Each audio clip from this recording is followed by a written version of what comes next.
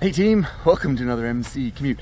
I'm Zach. I'm gonna ride to the office. Today's guest, an old friend of mine, actually. That's Bob. Most people call him Fat Bob. He's got some updates for 2018, and we're gonna talk about it as we roll to the office here. I'm kind of excited. This is a little bit different thing for MC Commute. We don't usually do cruisers, but I'm ready to rock. Let's do it. Yeah, new chassis, new Softail chassis for 2018. That's sort of the big news, I guess. I don't know what else we got here. We got inverted fork, which is sort of like not really necessarily a Harley thing, which means you get these guards on here, which normally on a Japanese bike would be like plastic or carbon fiber or something, but on a Harley, that's solid metal. Little radiator hiding here. 107 cubic inches of Milwaukee muscle, Milwaukee 8. And I forget what they call this paint, but it's basically matte white. It's called like Bonneville Salt Matte. Bonneville, something about Bonneville Salt. Anyway, okay.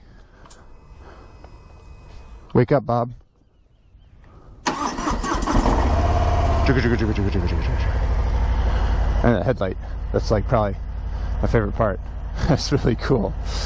There's a wacky little... yeah, Ari said it looked like Bender from Futurama. I agree. Okay, let's go, Bob. So I kind of forget already how many cubic centimeters 107 cubic inches comes out to be. The good news is you can look that up real easy. I think it's like 1740 or 1780 or 1748, 1746, whatever. It's a lot, is the point. It's a big engine. Best measured in cubic inches, not cc's arguably. It's just about 2 liters or in that neighborhood. And it's the old Milwaukee 8 here, right? So this is the 8-valve Harley engine that is relatively recent. Although when we first covered the Milwaukee 8, someone wrote into the magazine kind of interestingly and said Harley-Davidson made a 8-valve engine in like 1919, and sure enough, that was the thing they did in like World War I era or something forever ago. But in the modern era, it's a big step for Harley to have an 8-valve engine. And you get your precision cooling in there and so on and so forth.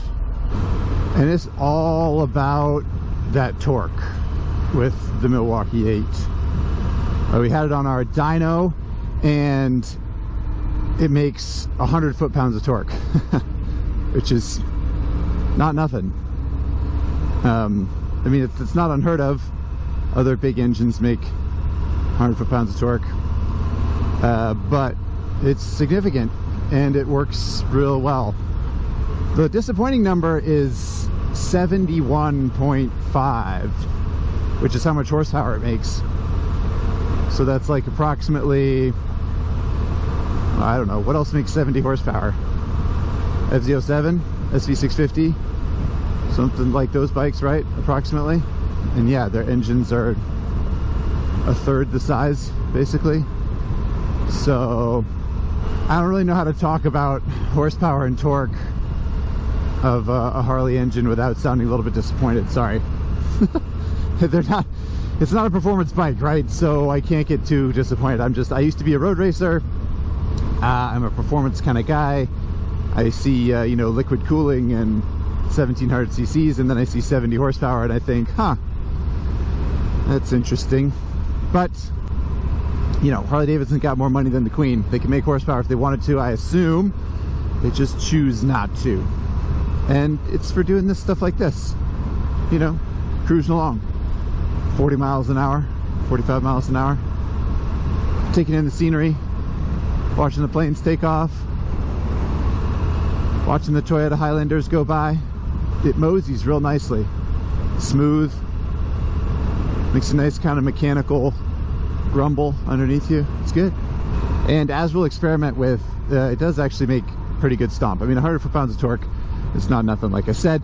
And yeah, it's also 30 something, 30 or 35 pounds lighter than the previous Fat Bob.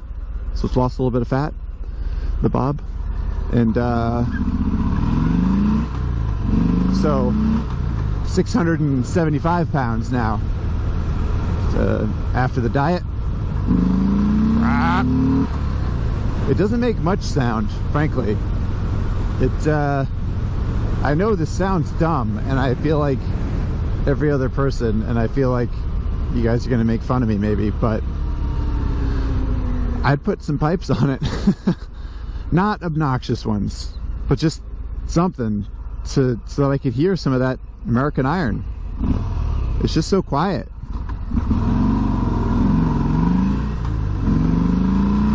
Red light. Brake test. It's actually something about the Fat Bob that I really, really enjoy, are the brakes. They're good. There's two big honking calipers up there, and you know, beefy rotors, and a whole lot of front tire. Might be I think that's why they started calling him Fat Bob. That's a 150 front tire, which is pretty big. That's like a rear tire on a lot of bikes. Anyway, brakes are good. I like them. And Harley brakes aren't always good. Let's keep in mind. You compliment like BMW brakes, but they're basically always good. Harley brakes historically sometimes kind of dodgy, but these ones are quite good in my opinion. I don't know if I'd go so far as to call Fat Bob super comfortable, but it's pretty neutral seating position, and the seat's got a nice little cup or sort of butt stop at the back there. I don't know if you noticed. We'll take a look at that at the end. But it's pretty good. It sort of cradles your backside in a good way, and I've never really been a fan of the feet forward thing, but as far as this type of bike is concerned, it's pretty comfy, I think. It's kind of I mean, the reach to the handlebar is pretty good for me, but I'm a little over 6 feet tall, so for some people it might be like a little bit of a stretch. But yeah, it's pretty good. And like, they got the look down. It's like low flat handlebar, handsome dash right here. I do have some problems with the dash. I just wish it was here, but I understand why they did this. It's like sleek, and the little LCD in here actually works pretty well, I think. You can cycle through trip meters, range, clock. You can have digital RPM if you want to, but I kind of like the analog tack. It's pretty cool. Fuel gauge, and of course your speedo, so you know how fast you're going. So I change lanes to the right. I have to hit the blinker switch over here. Anybody who knows MC Commute knows that I love cancel on the blinker, and it's one reason that I do not like the blinker system on Harleys, because you have to hit the right blinker to say right and then hit it again to cancel. It sounds simple enough, except that it auto cancels, which means you never actually know, if you're not looking at the dash, whether or not you've canceled your blinker, right? You can't actually know, because maybe it auto canceled and you're just turning it back on. So you have to look down at the dash and away from traffic ahead of you. And I just don't understand why it doesn't have a regular blinker switch. Maybe it's tradition or something. Please inform me if you have a theory on why they do it this way. Let me know. But man alive, is it annoying. It's a problem we've already solved. You just put everything over here, press to cancel, rocker switch. I don't get it. Like, sometimes my right hand is busy. It's in charge of going and stopping. So I don't want to, like, if I'm changing lanes necessarily, I don't want to reach over there with my thumb and ask my right hand to do something else. My left hand just sitting there. It could help out. All right, enough blinker rant for now, I guess. I'll try to resist. Still not dragging anything. Still not dragging anything. Actually, the old Fat Bob is pretty good for cornering clearance, in my opinion. It'll touch down eventually, but it doesn't do the V-twin thing of like dragging a foot peg when you leave a gas station or some BS like that. Yeah. This is opportunity to experiment with the torque. I'm stuck in traffic here. I'm going to merge into the carpool lane. I'm going kind of slow. Open the throttle at 1500 RPM. There you go, boom, 50 miles an hour. This little jaunt down the freeway, not so bad on the Fat Bob. The suspension's pretty good. It's just not very much of it, but it's pretty good.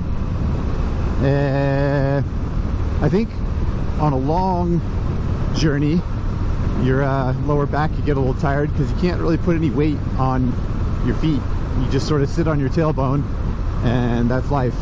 And I end up kind of like slouching my back a little bit, and just, I call it the scofflaw slouch that you get on the Harleys. And I don't know, just sort of like designed to drop your shoulders a little bit, and you know, just telling everyone that they should worry about you.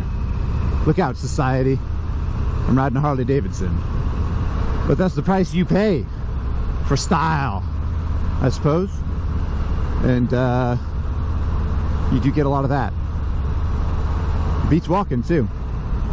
Now we're actually going freeway speeds, and this is when I usually complain about aerodynamics, which I guess I could because there's no windscreen or whatever. But I had a friend tell me one time, if you want wind protection, get a Corolla. I like that. Fat Bob, in the context of motorcycling, not uncomfortable. There's no windshield, but whatever. So, would I buy a Fat Bob? The answer is no. But that's just me, really. I would buy a Ducati Diavolo because to me that's the best cruiser that you can get. It's super badass and fast and leans over well, and I think it looks cool, and so that's what I would get. But you know, I'm like sort of a sport bike guy, so that doesn't really count.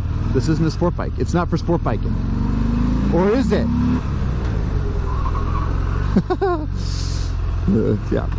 I think it's probably one of my favorite Harleys, the Fat Bob. I like it. Oh, we're not going to back it in today. Woo. Look out. Mayflower coming through. It's rewarding in many ways.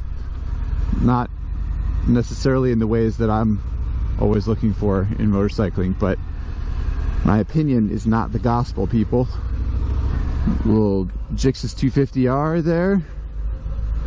We're gonna do a commute on one of those too, promise.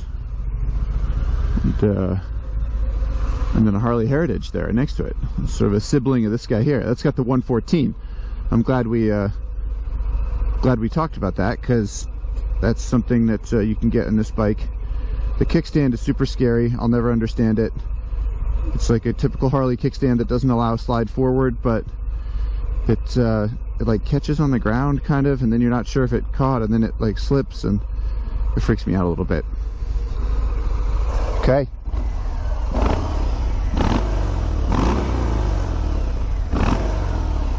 There you go. There's your 107. There's your Fat Bob. I mean, look at that thing. It's a pretty handsome bike. It's like burly, mean looking. It's really cool. It's sort of beyond cool. That's what Harley-Davidson does. That's why they sell so many bikes. The cool that they capture is sort of indefinable, immeasurable. I'm a little bit smitten every time I ride a Harley, even though it's not something I think I could ever convince myself to buy unless I had some other faster stuff waiting for me in the garage back home.